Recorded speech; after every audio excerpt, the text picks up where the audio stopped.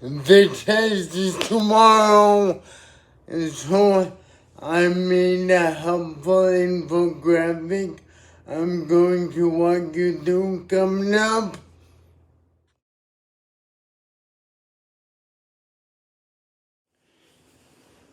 Sorry my handwriting's so bad, but I've listed the similarities and differences between the DCML, ILS, and CST, so we'll go through those. Starting with the CST, the corticospinal tract, those have just upper motor neurons and lower motor neurons. They're also contralateral, like the anterolateral system, ALS, which has 3 neurons instead of 2, and that's similar to the DCML dorsal-column-medial lemniscus.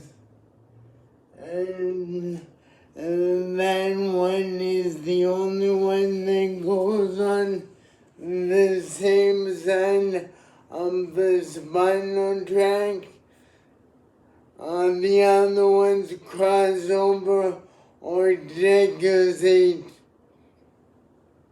The CST is the only efferent one because the upper motor neurons and lower motor neurons contribute to muscle action, skeletal muscle and visceral muscle, somatic and visceral respectively. Both the ALS and DCML control the afferent sensory ones, and those are the general somatic and general visceral, GSA and GBA.